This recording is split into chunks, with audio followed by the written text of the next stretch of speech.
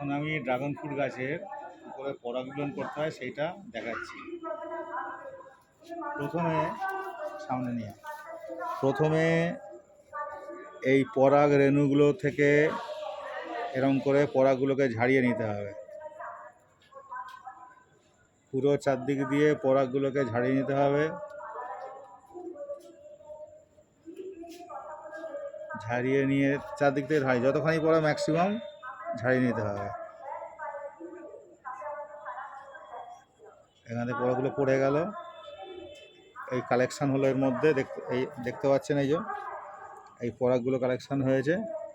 এইগুলোকে এবারে এই গর্ভ মুন্ডে এগুলোকে প্রতিস্থাপন করতে হবে, করলে তবেই এখান থেকে নতুন ফলের সৃষ্টি হবে। এটা করার কারণ হচ্ছে যেহেতু এই ফুলগুলো রাত্রিবেলা ফোটে, দিনের বেলা ফোটে না, হ্যাঁ, তাই এখন কোনো ইনসেক্ট ছোটো ছোটো পোকামাকড় আসতে পারে না বলে, মৌমাছি আসতে পারে না বলে ম্যানুয়ালি এটা করতে হচ্ছে।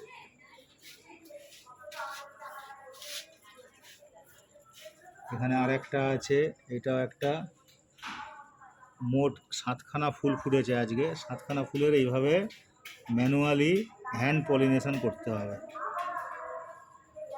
যেটা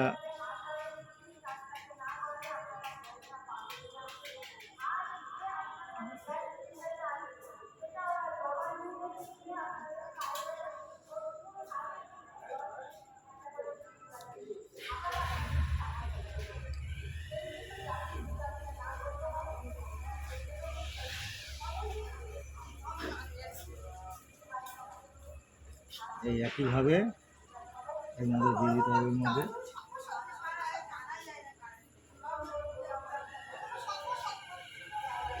একইভাবে হ্যান্ড পলিনেশন করতে হবে। সিমিলারলি এইটাকেও করতে হবে।